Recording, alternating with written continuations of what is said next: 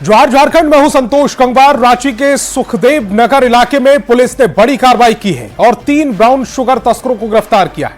तीनों तस्कर बिहार के सासाराम से ब्राउन शुगर लाते थे और रांची में बेचा करते थे। गिरफ्तार तस्करों ने बताया कि बिहार के सासाराम की रहने वाली एक महिला से ब्राउन शुगर की खरीदारी करते थे, जिसे तस्कर भाभी जी के नाम से जानते हैं। सिटी एसपी ने बताया कि गुप्त सूचना के आधार पर यह पूरी कार्रवाई की गई है और बड़ा मैदान इलाके से 3 ड्रग्स पेडलर को रंगे हाथों गिरफ्तार किया गया है।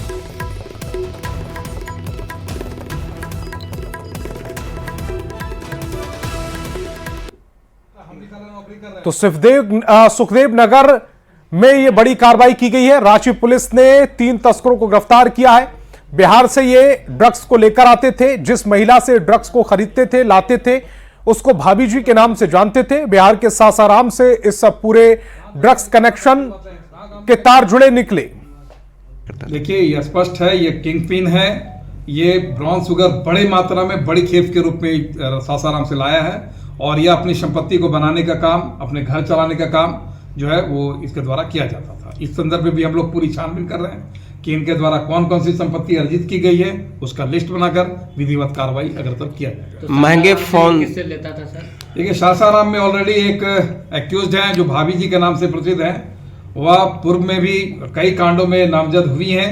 उनके विरुद्ध भी हमें पूरी सटीक इंफॉर्मेशन प्राप्त है और उनके विरुद्ध भी कार्रवाई करने जा रहे हैं। हम लोग वारंट प्राप्त कर लिए हैं और इनके विरुद्ध कार्रवाई हम लोग जल्द ही करेंगे। कन्हैया कुमार है, सभी भाई से आग्रह है, जो भी ब्राउन बेचने वाला है वो सब धंधा, इस धंधे को छोड़कर अपने अपने स्थायी जगह पर आए और अपने अपने साधारण जिंदगी को जिए। इस सब धंधे से निकले, किसी का जिंदगी बर्बाद ना करे। और मैं भी क्षमा मांगता हूँ, आज के बाद ये सब धंधा नहीं करूँगा।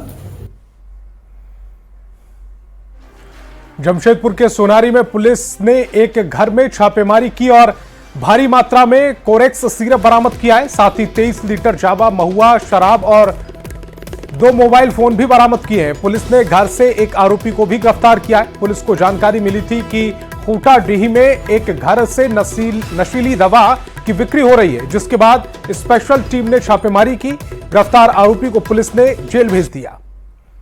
तस्वीरें सब आपकी टेलीविजन स्क्रीन पर है। नशे के कारोबार में पुलिस ने नकेल कसी है। खूंटाडीह में भारी मात्रा में दवा जब्त की गई। 136 पीस कफ सिरप बरामद किया है। इसमें 107 बिनसेरेक्स के हैं और 29 पीस ऑनेरेक्स कंपनी के हैं। इसमें कोडीन फॉस्फेट होता है, जो कि एक नार्कोटिक सब्सटेंस होता है, तो ये मादक पदार्थ होते हैं। इसके अलावा हमने 23 लीटर देशी महुआ शराब भी बरामद किया है और 2 मोबाइल फ़ोन बरामद किया है। कुल जो हमारी बरामदगी की वैल्यू है वो अप्रॉक्सीमेटली 50,000 है और इसमें भी हम लोग आगे कार्रवाई कर रहे हैं ताकि पूरे चेन पे। गिरिडीह में दुकानदार दंपति ने नगर थाने में आवेदन दिया है और टोटो ड्राइवर पर मारपीट करने और दुकान में तोड़फोड़ करने का आरोप लगाया। दुकानदार नीरज सिन्हा और उनकी पत्नी रितु ने बताया कि उनकी दुकान के बाहर अवैध रूप से टोटो लगाया जाता है और जबरन परेशान किया जाता है। दुकान के स्टाफ ने जब टोटो हटाने को कहा तो गाली गलौज की गई और उनके साथ मारपीट की गई। मारपीट की घटना सीसीटीवी में कैद हो गई, जिसके आधार पर आरोपियों पर कार्रवाई की मांग की जा रही है। जब रहते हैं शॉप में तब तो कुछ ना कुछ टोटो वाले रहते ही हैं, लेकिन जब मैं रहती हूँ, मतलब जब मेरे हस्बैंड नहीं रहते, मैं शॉप में बैठती हूँ, उस वक्त भी टोटो वालों के वहाँ पे इतना ज्यादा मतलब ग्रुपबाजी होती है कि वहाँ पे बैठना मुश्किल हो जाता है। इवन वो इतने गंदे गंदे गालियां देते हैं, आपस में भी देते हैं, जिससे औरत वहाँ बैठ नहीं सकती है। प्लस क्या है कि वो ड्रिंक किए हुए रहते हैं और डायरेक्ट वो माँ बहन तक, मतलब बहुत गंदी लेवल तक गाली में चले जाते हैं, जिसके वजह से वहाँ पे कस्टमर्स को भी दिक्कत होती है, वहाँ पे हमें भी दिक्कत होती है। इवन वहाँ पे बैठना तो दूर, वहाँ पे आदमी खड़ा होना भी मुश्किल हो जाता है। गढ़वा से बड़ी खबर मिल रही। नकली कीटनाशक दवा फैक्ट्री का खुलासा हुआ है। करीब 30 लाख की नकली कीटनाशक जब्त की गई। मनरेगा योजना में सप्लाई की जानी थी। करबला के पास एक घर से बरामद की गई है। पूरे मामले की जांच में पुलिस जुट गई है। तो गढ़वा से इस वक्त की बड़ी खबर आपकी टेलीविजन स्क्रीन पर। नकली कीटनाशक दवा फैक्ट्री का खुलासा हुआ। करीब 30 लाख की नकली कीटनाशक जब्त की गई। मनरेगा योजना में सप्लाई की जानी थी। करबला के पास एक घर से बरामद की गई है। पूरे मामले की जांच में पुलिस जुट गई है। सर्द हवाओं से तापमान में गिरावट जारी है और जनजीवन अस्त व्यस्त दिख रहा है।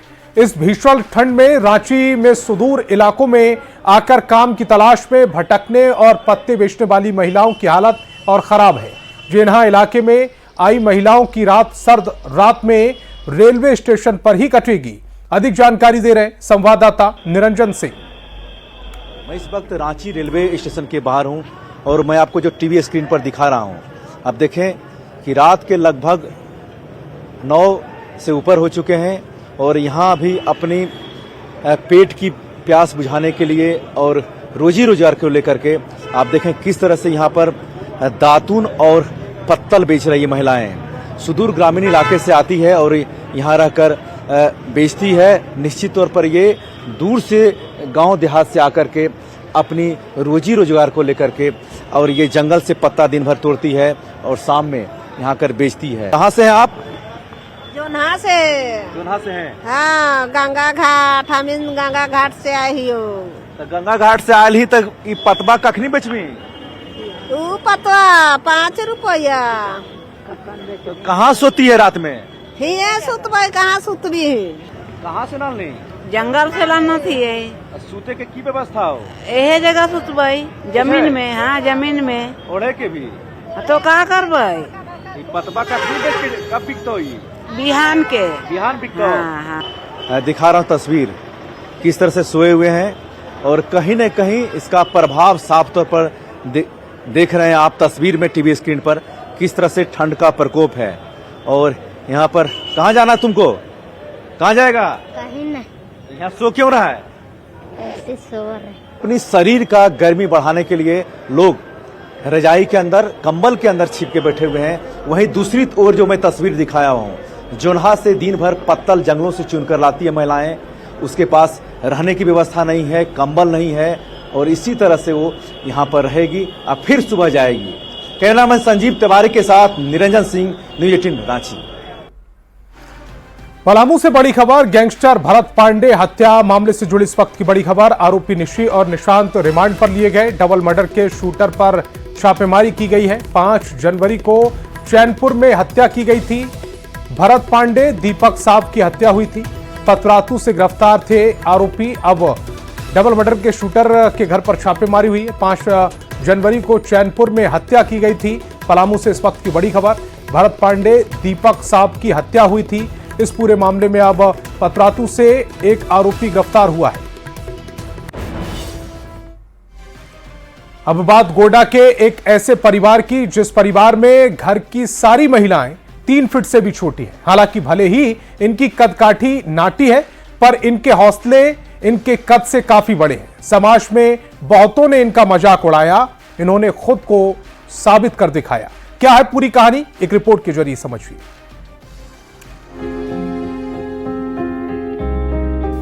ये है गोड्डा के पथरगामा का बौना परिवार। इस परिवार में सारी महिलाएं दूसरी औरतों से काफी अलग हैं। इनकी कद काठी काफी छोटी है। इस घर में किसी भी महिला की हाइट 3 फीट से ज्यादा की नहीं है, पर इनके हौसले शारीरिक संरचना से काफी ऊपर हैं।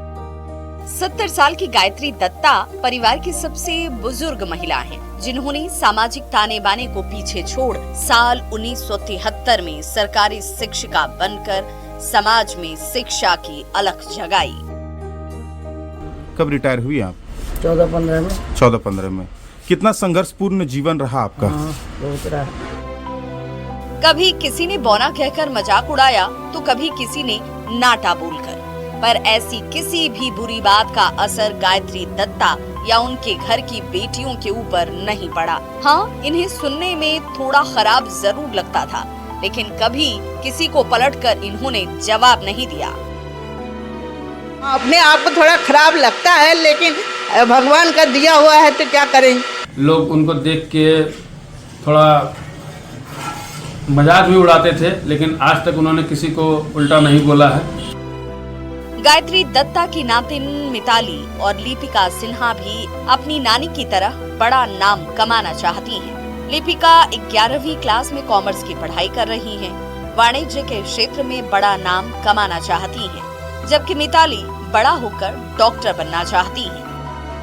पिताजी जिस समय हमारे शिक्षक थे उसी समय वो भी शिक्षक थी, वो यहाँ पे शिक्षक थी और पापा के साथ की शिक्षक थी।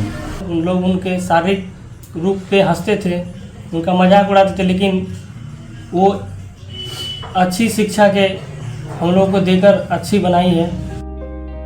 डॉक्टर भी मानते हैं बौना होना बीमार होना नहीं है, ये तो जेनेटिक होता है। बौने लोग पाए जाते हैं उन लोगों में ये जेनेटिक होता है। जेनेटिक के तो बहुत सारे प्रकार है, टोटल 14 प्रकार है, लेकिन मोस्ट कॉमन जो है एकॉन्ड्रोप्लेसिया होता है, जो कि जेनेटिक होता है, डोमिनेंट होता है। सीखने वाली बात है कि गायत्री दत्ता रिटायरमेंट के बाद भी दूसरों पर बोझ नहीं है। दुकान चलाकर खुद का पेट भरती हैं, खुद की कमाई से सारी जरूरतें पूरी करती हैं, बिना ये परवाह किए बगैर कि समाज उनकी छोटी कदकाठी को लेकर क्या भला बुरा कहता है। गोड्डा संवाददाता अमित कुमार सिंह के साथ ब्यूरो रिपोर्ट न्यूज़ 18। रांची से बड़ी खबर मिल रही, नामकुम से गौ तस्कर गिरफ्तार हुआ है। 10 गौवंश का पुलिस ने रेस्क्यू किया। ओडिशा से गौवंश लाया जा रहा था। सदाबहार चौक के पास चेकिंग अभियान चलाया गया। गौवंश के साथ 2 तस्करों को गिरफ्तार किया गया है। तो इस वक्त की बड़ी खबर रांची से, नामकुम से गौ तस्कर गिरफ्तार हुआ है। 10 गौवंश का पुलिस ने रेस्क्यू किया। ओडिशा से ये गौवंश लाए जा रहे थे। सदाबहार चौक के पास चेकिंग अभियान चलाया गया। गौवंश के साथ 2 तस्करों को गिरफ्तार किया गया। और इसी बीच बिहार से बड़ी खबर आ रही है। बिहार से एक हैरान कर देने वाली खबर आपके सामने। छपरा से बड़ी खबर, पुलिसकर्मियों पर लूटपाट का आरोप लगा है। मकेर थाने के पुलिसकर्मियों पर यह आरोप लगा है। आभूषण कारोबारी से 35 लाख की लूट का आरोप लगा है। वाहन जांच के दौरान आभूषण और कैश की लूट का आरोप लगा। मकेर थाना अध्यक्ष को एसपी ने हिरासत में लिया है। मौके से ड्राइवर फरार हो गया है। एसपी ने लूटे गए कैश को बरामद किया। डीआईजी ने कड़ी कार्रवाई के निर्देश दिए हैं। भेल्दी थाने में आरोपी पुलिसकर्मियों से पूछताछ की जा रही है। तो इस वक्त की बड़ी खबर आपकी टेलीविजन स्क्रीन पर। संतोष गुप्ता हमारे संवाददाता ज्यादा जानकारी के साथ फोन लाइन पर जुड़ रहे हैं। संतोष, ये पूरा मामला क्या है और ये लूटपाट कैसे की गई? देखिए, इस पूरे मामले को एसपी ने ही खुलासा किया है। ये मामला है, एक आभूषण व्यवसायी है कोलकाता के, जो कि पैसे के वसूली में छपरा आए थे और मकेर के रास्ते वो गुजर रहे थे। इसी दौरान मकेर थाने के पुलिसकर्मी जो है वाहन जांच कर रहे थे। उन्होंने उस व्यवसायी से डरा धमकाकर, जो बताया जा रहा अभी प्रारंभिक जांच में जो बातें सामने, 35 लाख रुपये उनसे लूट लिए। वो लोग जब लूटी पिटी हालत में यहाँ के स्थानीय व्यवसायियों से संपर्क किए, तब यह मामला एसपी के पास पहुंचा और एसपी ने त्वरित कार्रवाई करते हुए जो थाने के पुलिसकर्मी हैं उनकी परेड कराई है और उनकी पहचान जब की गई तो थानाध्यक्ष और मकेर थाने के ड्राइवर के रूप में उनकी पहचान की गई है। तो मकेर जो थाना का ड्राइवर है वो तो शायद फरार हो गया है, हालांकि अभी पुष्टि नहीं की गई है, लेकिन मकेर के जो थानाध्यक्ष है उनको हिरासत में ले लिया गया है। डीआईजी ने भी इस पूरे मामले की जांच की है और कहीं ना कहीं पूरे पुलिस महकमे को इस घटना ने सवालों के घेरे में खड़ा कर दिया है कि जो पुलिसकर्मी लोगों को सुरक्षा देने के लिए रोड पर खड़े रहते हैं, अगर वही लूटपाट करने लगेंगे तो फिर आम आदमी कैसे सुरक्षित रहेगा। हालांकि एसपी ने आश्वासन दिया कि इस मामले में पूरी तरह से कार्रवाई की जाएगी और जो भी लोग इसमें संलिप्त अन्य पाए जाएंगे, क्योंकि ये जांच आगे भी जारी है। फिलहाल कार्रवाई कितनी आगे बढ़ी है? जो ड्राइवर फरार बताया जा रहा है उसको लेकर क्या अपडेट मिल रहा है? देखिए, उसके गिरफ्तारी के लिए छापेमारी की जा रही है। एक टीम बना दी गई इस पूरे मामले की जांच करने के लिए, क्योंकि एसपी का मानना है कि इसमें कुछ और पुलिसकर्मी शामिल हो सकते हैं। क्योंकि भेल्दी और मकेर थाना की जो भूमिका है, ये दोनों थाने की भूमिका संदिग्ध नजर आ रही है। इस पूरे मामले की जांच की जा रही है और एसपी ने कहा है कि इस पूरे मामले का कल खुलासा करेंगे। जो भी जिम्मेदार पुलिसकर्मी है उनके ऊपर कड़ी कार्रवाई की जाएगी, ऐसा एसपी की तरफ से आश्वासन मिला है। हालांकि उन्होंने कहा है कि कल प्रेस कॉन्फ्रेंस के जरिए इस पूरे मामले की जानकारी दी जाएगी। लेकिन जैसे ही ये मामला सामने आया, उसने कहीं ना कहीं पुलिस महकमे को शर्मसार कर दिया है। एसपी ने भी खुद माना है कि कहीं ना कहीं चूक हुई है, लेकिन जो भी कार्रवाई होगी, जो भी पीड़ित पक्ष है उनको पैसे भी वापस मिले। सबसे बड़ी बात है कि इस तमाम जानकारी के लिए आपका बहुत बहुत शुक्रिया। और झारखंड में धान के बाद अब सब्जी पर भी किसानों को न्यूनतम मूल्य मिलने की बात चल रही है। राज्य सरकार इसकी रूपरेखा भी तैयार कर रहा है। फिलहाल झारखंड के किसानों को सिर्फ धान पर ही न्यूनतम मूल्य मिल रहा है। अब अगले वित्तीय वर्ष से सब्जी पर भी एमएसपी मिलने की उम्मीद है। देखिए हमारी खास रिपोर्ट। जल जंगल जमीन से भरे इस राज्य में लोगों को कई मुश्किलों का सामना करना पड़ता है। लोगों के सामने बस खेती का सहारा है। लेकिन मौसम का साथ और सरकार का हाथ साथ न होने की वजह से किसान मायूस है। किसानों का कहना है कि सब्जी की खेती के लिए सरकार का सहयोग नहीं होना दुर्भाग्यपूर्ण है। किसानों की माने तो जिस कीमत पर वह सब्जी की खेती करते हैं उतनी कीमत भी उन्हें वापस नहीं मिल पाती, और तो और कई बार उन्हें जमीन बेचकर खेती और गुजारा करना पड़ता है, जिसकी वजह से लोग खेती करने से पीछे भी हट रहे हैं। उम्मीद है कि सरकार कुछ मदद करे तो कुछ बेहतर कर सके। 10 रुपए किलो, 15 रुपए किलो, 20 रुपए किलो, तो सरकार 5 रुपए किलो। सरकार से क्या उम्मीद करते हैं? अब सरकार के उसका नज़र रहेगा तो कुछ बहुत मदद करेगा तो ठीक है, और ना मदद करेगा तो जैसे भी चल रहा है। तो ऐसे में तो नुकसान भी हो जाता तो है। क्या करेंगे? सेल ना हम लोग घर दूरा नहीं बना सकते हैं, सेल ने जमीन बेच देते हैं, देहात के आदमी बना लेते हैं घर। टमाटर है 10 रुपया 1.5 किलो। तो सरकार से क्या आलू है 20 रुपए किलो, बीन लेते हैं 30-35 और बेचते हैं 10-20। तो सरकार से चाहते हैं कि कुछ पैसा हाँ, कैसे नहीं देगा तो बढ़िया बात है। कितना नुकसान हो जाता है? हाँ, बहुत नुकसान होता है। सो कुछ ने नहीं कमाए हैं हम लोग, बारी ने पूंजियों ने घूरे हैं। सो सब्जी तो हम काफ़ी लगाए हैं, लेकिन अभी सब खेती उसी तरह है। गोभी लेते हैं 10 रुपया में 3 गो 4 गो बेचते हैं, और इसमें अभी तो पूंजी खड़ा करना मुश्किल हो गया है। पूंजी भी नहीं है। हाँ, 3000 रुपया एक ठो बारी में लगाए ना, तो उसमें 1000 रुपया निकल रहा है। झारखंड के किसानों को इस साल के बजट का बेसब्री से इंतजार है। इस बार का बजट किसानों के लिए बेहद खास होने वाला है। झारखंड की कृषि मंत्री शिल्पी नेहा तिर्की ने किसानों को खुशखबरी सुनाई है। हम लोग प्रयास कर रहे हैं कि जो बहुत मुख्य वेजिटेबल्स है, क्योंकि हमारा बहुत सारा झारखंड में बहुत सारी जगह से बहुत सारा सब्जियां निकलता है जो दूसरे राज्य भी जाता है, तो वैसे हालात में उन सब्जियों के लिए भी हम लोग एक MSP डिफाइन करने का काम करें। इस बार के बजट में सब्जी पर भी कुछ मूल्य निर्धारण करने की तैयारी चल रही है। सरकार ये चाह रही है कि किसानों को सब्जी पर भी न्यूनतम मूल्य मिले, ताकि बाजारों में उन्हें उनकी कीमत मिल सके। आने वाला बजट किसानों के लिए उम्मीद की किरण है। झारखंड की जनता ने अपना वोट देकर ये साबित कर दिया कि उन्हें हेमंत सरकार से बहुत उम्मीदें हैं। अब बारी है सरकार की कि वो जनता से किया गया वादा और उनकी उम्मीद को कैसे पूरा करती है। न्यूज़ 18 के लिए संवाददाता गौरव झा की रिपोर्ट। और पाकुड़ के हिरणपुर प्रखंड के जवाहर नवोदय विद्यालय में फर्जीवाड़े मामले में जांच शुरू कर दी गई है। जिला शिक्षा पदाधिकारी अनीता पूर्ति ने बच्चों के अभिभावकों पर FIR कराने का आदेश दे दिया और आगे की कार्रवाई में जुट गई है। आपको बता दें कि JNV बाग शीशा में क्लास 6 के 10 छात्रों के कागजात फर्जी पाए गए। फर्जी बताया गया और इसके आलोक में हमने BO से जांच भी करवाया और जांच के दौरान भी पाया गया कि वो 10 बच्चों का जो नामांकन एवं जो दस्तावेज है वो फर्जी है। तो इस पर अभी क्या कुछ कार्रवाई की जा रही है? हाँ, इस पर हमने प्राचार्य को एक अपने तरफ से आदेश दिया है कि वो वैसे बच्चे जिनका फेक जो नामांकन है उन पे कार्रवाई हो, उन पे FIR उनके खिलाफ दर्ज किया जाए। मैडम FIR किनके खिलाफ दर्ज किया जाएगा? गार्जियन के खिलाफ। स्वास्थ्य मंत्री डॉक्टर इरफान अंसारी ने कहा है कि HMP वायरस को लेकर सरकार की ओर से एडवाइजरी जारी कर दी गई है। लोगों को इससे डरने की जरूरत नहीं है। उन्होंने झारखंड के लोगों को स्वास्थ्य के क्षेत्र में बदलाव जल्द दिखने का भरोसा भी दिया है। अभी तक इंडिया में हमको लगता है 2-3 केसेस आए हैं। झारखंड में इनका कोई केस नहीं है। लोगों से कहूँगा ये तुम निडर रहिए, डरने की आवश्यकता नहीं है। ये बीमारी से कोई खतरा नहीं है। और जब अलर्ट आएगा, आदेश आएगा सेंट्रल का, केंद्र से जब गाइडलाइन आएगा तो हम लोग उसको फॉलो करेंगे। निश्चित तौर पर झारखंड वासियों को एक स्वास्थ्य मंत्री, एक डॉक्टर मिला है, तो यहाँ के लोगों की जवाबदेही मेरी है, इलाज की जवाबदेही मेरी है और स्वस्थ रखने की जवाबदेही मेरी है। तो एक चुनौती है, इसको मैंने स्वीकार किया है और निश्चित तौर पर आपको झारखंड में बदलाव देखने को मिलेगा। तो इस बुलेटिन में फिलहाल इतना ही। आप देखते रहिए न्यूज़ 18 बिहार झारखंड।